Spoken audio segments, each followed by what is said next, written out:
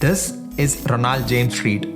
He had a normal life working as a gas station attendant and janitor for 42 years. But when he died in 2014, his name made the headlines of all the major newspapers. And this is Rajat Gupta.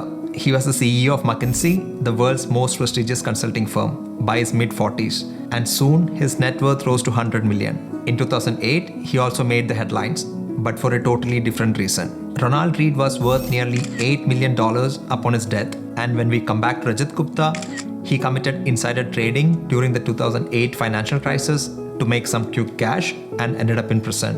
What exactly differentiates these two? How can someone with no education, no relevant experience, no resources, and no connection end up in a better financial state than with someone who possesses all of this? In any other field, this is impossible. A truck driver cannot perform a surgery better than a Harvard-trained cardiologist. An artist cannot build a faster running processor than the Apple's engineers. But such things keep happening in investing, because investing is not the study of finance. It's not the study of money. It's the study of how people behave with the money. And that is the main concept in the book, The Psychology of Money, written by Morgan Housel. Let me tell you this, you won't get any stock recommendations or huge profit-making strategies from this book. But this book will change how you look at investing and personal finance. And once you have watched this video, you will learn two key factors which can be crucial for your financial success. But before we start, a short disclaimer. I'm not a financial expert. I'm just a random dude on the internet trying to be less strong today than I was yesterday. So feel free to take this information, but make your own decisions. I've always wondered why people buy lottery tickets, especially those who don't have much money to spare, because a simple calculation says that the chances of winning are 1 in a million.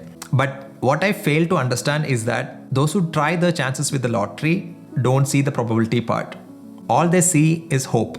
The hope that someday they can just escape out of this day-to-day hustle, get the kids good education, get a quality healthcare, and just live a peaceful, happy life. And when we think in that perspective, it all makes perfect sense. Similarly, we can see a lot of people who are reluctant to invest in the stock market. According to the author, most people base their financial decisions on their personal situation during early adulthood. For example, someone born in the early 70s would have seen considerable growth in the stock market. But for those born in the early 40s or 50s, there were vast periods in which the stock market did nothing. It would be pretty natural that they would want to hold most of their savings in cash or valuables, even if that makes less sense economically. And that's probably because this real life experiences leave an emotional impact that's very hard to document and measure. People from different generations, raised by different parents, who earn different incomes and held different values in different parts of the world,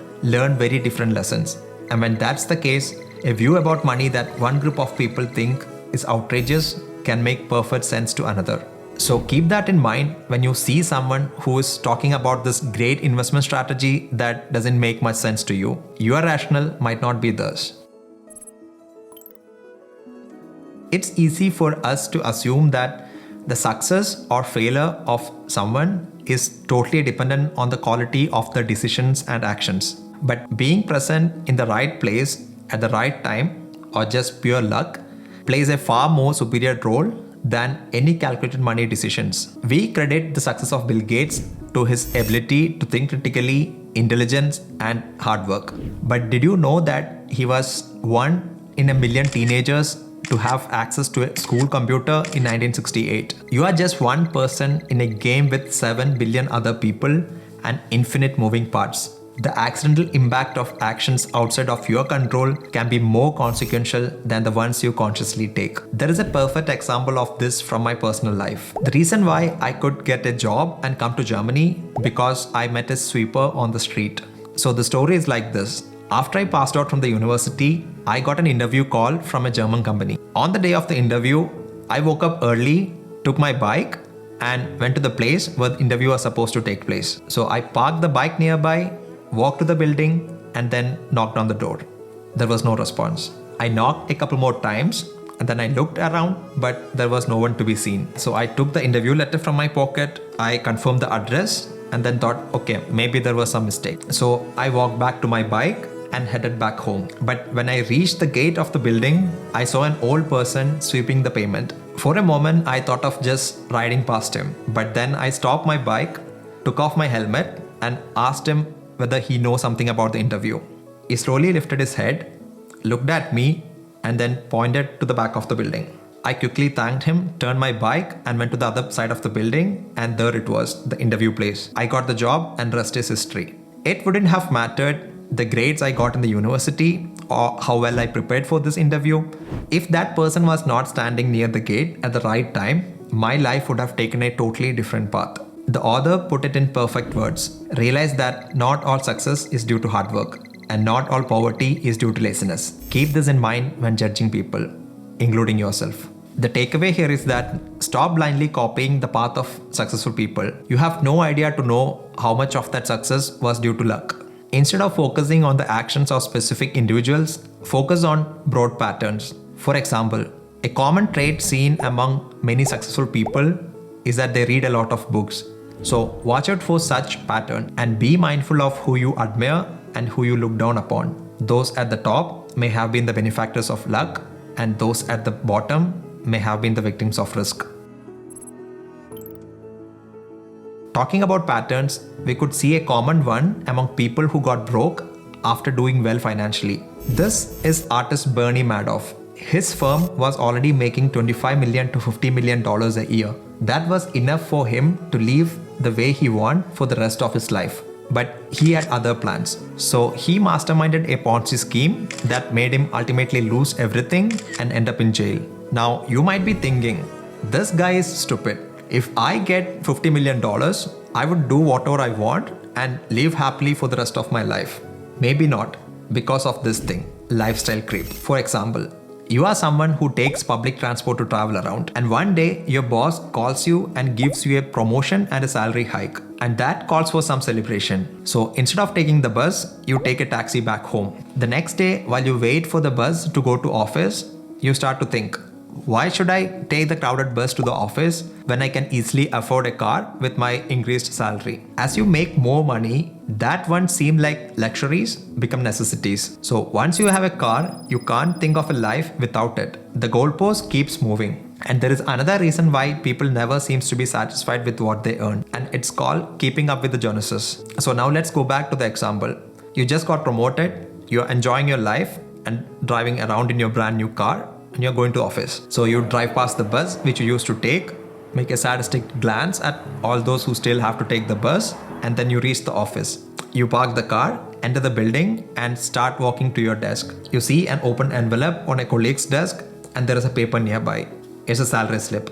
So what you do? You look around to see if someone is watching, and then have a short glance at the number. And guess what?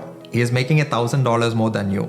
Suddenly, the whole world starts to crash around you. You are back on the bus and totally unsatisfied with your current financial situation. If we start comparing ourselves to someone else, we will never be satisfied. There is always going to be a bigger fish in the ocean. And if you go chasing after it, you could end up like Bernie Madoff, losing everything you have.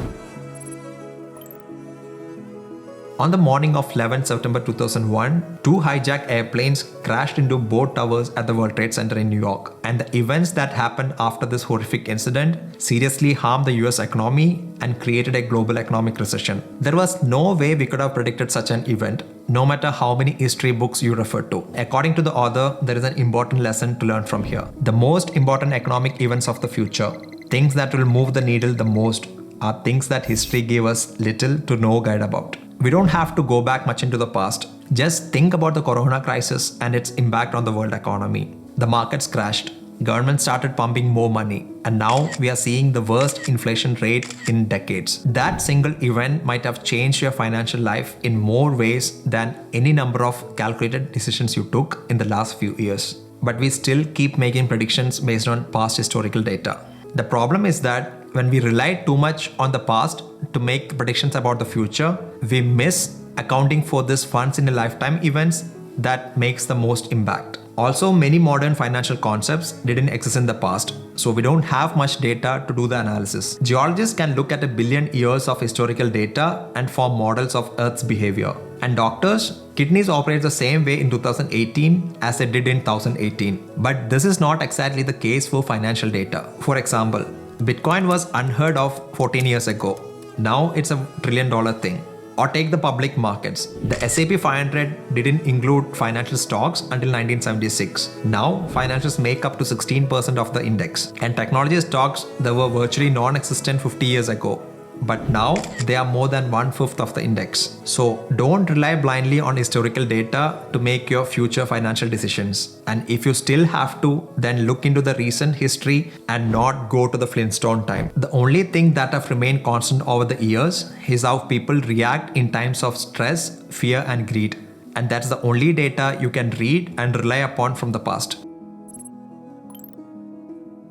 A report from CNBC shows that an average consumer overspends his budget by $7,400 a year. And one of the main reasons behind this overspending is we care too much about others' opinions about us. We think that by owning a luxury car or the latest iPhone, people will start looking at us with respect. This is the man in the car paradox. Imagine when we see someone in a Porsche. What's the first thought that comes to our mind? Oh, this person owns a Porsche. He's so cool and sophisticated. Let me respect him. No, we would be thinking how cool it would have been if we had that car. More horsepowers doesn't mean more respect. Maybe in the world of horses, not here. But when we buy a Porsche or any purchase for that matter, how would we know if we are overspending to satisfy our ego or if we really want it? There is an easy way to know this. Just think, if you can't show what you bought to anyone else, what you'd be doing? Would you be still making that purchase? If yes, then by all means buy it. But if not, then probably you are buying it to satisfy your ego. Know that what earns respect are qualities such as intelligence, compassion, and leadership. And by learning to be humble and ignore others' opinions, you will naturally want less. And when you want less, you will spend less and you will save more. No, according to the author, it's not the same. Being rich is not the same as being wealthy. Rich is a current income. So if you earn in the $100,000 range, you are probably rich. You can easily say if someone is rich by the clothes or the car they drive. But wealth, it's hidden. It's the income not spent, the nice cars not purchased, the diamonds not bought. So you can never be sure if someone is wealthy because you can't see it from outside. And unfortunately, you can't look into the bank accounts. Keep an eye on who you look forward to as your financial guru. People who show the wealth and live a rich, affluent life might be not in a good financial situation and one step away from being broke. And once you accumulate wealth, the strategies you take would be totally different from those that got you there. To earn money, you have to take risk, be optimistic, and put yourself out there. But keeping money requires the exact opposite of that. It requires humility. Singer Rihanna nearly went broke after overspending and sued a financial advisor. And the response from the advisor was this: was it really necessary to tell her that if you spend money on things, you will end up with the things and not the money? So those are the main lessons from the book on why we take bad financial decisions. But the most important thing is to know how to make better ones. And for that, watch the second part of this video. And finally, one good investment you can make is to head to Amazon and buy the actual book and read it for yourself. I will leave a link in the description below. If you like the video and want to see more similar content, then think of subscribing to the channel. Until I see you next time in another video, ciao.